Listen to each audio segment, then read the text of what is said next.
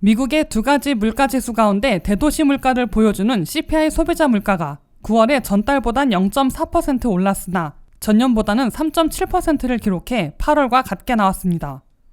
고용 열기와 유가 급등으로 CPI 물가가 대폭 오를 것으로 우려됐으나 월간 상승률은 오히려 둔화됐고 연간 상승률은 제자리에서 약 보합세를 기록한 것으로 평가되고 있습니다.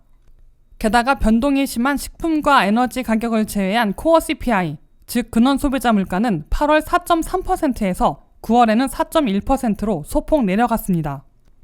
연방노동부가 12일 발표한 9월 CPI 소비자 물가에서는 식품 가격이 전달보다는 0.2%, 전년보다는 3.7% 오른 것으로 전체 추세보다 둔화됐습니다.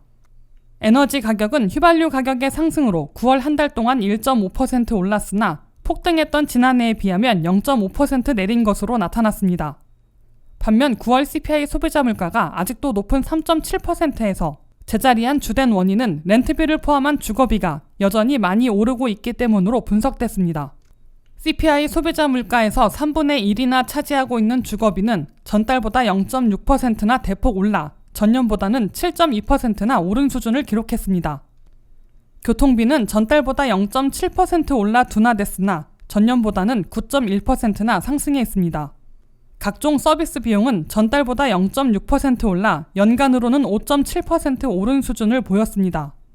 그나마 미국 경제에서는 강세와 보합이 혼조세를 보여 기준금리 동결 가능성을 높이고 있는 것으로 경제 분석가들과 투자자들은 해석하고 있습니다.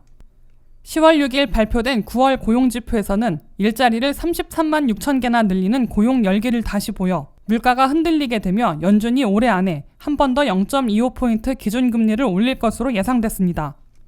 그러나 CPI 소비자 물가가 9월에 8월보다 같거나 약 보합세를 보여 기준금리를 동결할 여지가 다시 생긴 것으로 풀이되고 있습니다. 메리 데일리 샌프란시스코 연방은행장은 최근 언급에서 현재와 같은 경제와 신용 상황에서는 연준이 추가 행동할 필요성이 줄어들고 있다며 올해한 기준금리 동결을 시사했습니다. 기준금리 추세를 추적하고 있는 CME그룹의 투자자들은 이날 CPI 물가가 발표된 직후 연준이 기준금리를 동결할 가능성에 대해 11월 1일에는 당초 70%에서 일주일 만에 90%까지 급등시키고 12월 13일에는 당초 55%에서 이제는 60.5%로 높인 것으로 나타났습니다. WKTV 뉴스 안혜련입니다.